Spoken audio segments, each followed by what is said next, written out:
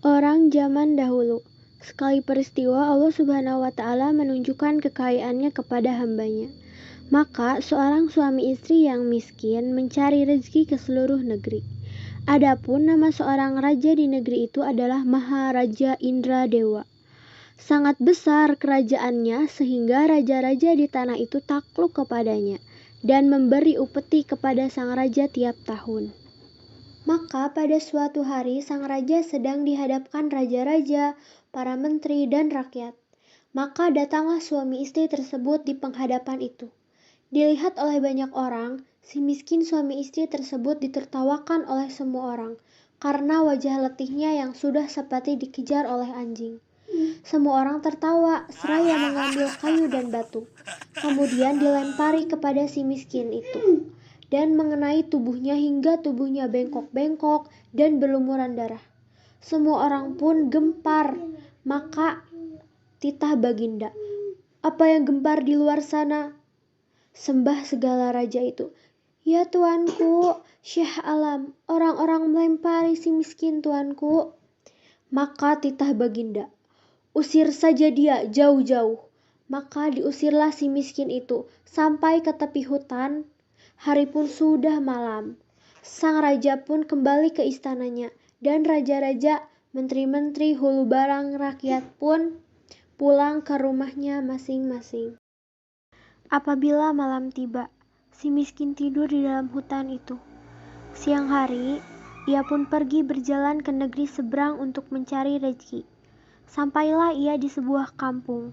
Namun salah seorang warga kampung tersebut melihat dia dan langsung mengusirnya menggunakan kayu. Si miskin pun lari tunggang langgang dan tubuhnya berlumuran darah. Dia menangis berseru-seru. Sepanjang jalan dengan tersengat laparnya dahaga, sampailah ia di sebuah pasar. Ia melihat orang yang sedang membuang sampah. Setelah orang itu pergi, ia pun menghampiri tong sampah tersebut dan mencari apa yang dibuangnya. Ia pun menemukan ketupat yang sudah basi dan kemudian dimakan olehnya. Tubuhnya kembali segar karena sudah beberapa lama tidak memakan nasi. Tak berapa lama, istri si miskin hamil 3 bulan. Sang istri ingin sekali makan buah tempelam yang ditanam di taman raja. Segera si miskin menolaknya, dan istrinya menangis karena menginginkan buah tersebut. Si miskin berjanji akan membawakan buah tersebut, dan istrinya pun berhenti menangis. Si miskin pergi ke pasar dan menemui pedagang buah, meminta buah tempelam yang busuk untuk istrinya yang sedang hamil. Orang-orang yang biasanya mengusir dan memukulinya merasa kasihan. Mereka tidak hanya memberikan buah tempelam, tetapi juga nasi, bahan pakaian, dan buah-buahan. Ketika sesampainya di rumah, ia menceritakan apa yang ia peroleh dari pasar. Istrinya menangis, menolak semua pemberian itu. Istrinya hanya menginginkan buah tempelam yang ditanam di taman raja. Karena tidak tahan dengan istrinya, si miskin nekat menghadap Maharaja Indradewa yang saat itu sedang mengadakan pertemuan. Si miskin meminta buah tempelam yang sudah jatuh untuk istrinya. Raja memberikannya setangkai. Ketika ia sampai di rumah, istrinya sangat senang. 3 bulan kemudian, sang istri menginginkan buah nangka yang di taman raja. Si miskin pun pergi menghadap Baginda Raja dan bersujud memohon buah nangka. Baginda Raja pun memberikannya.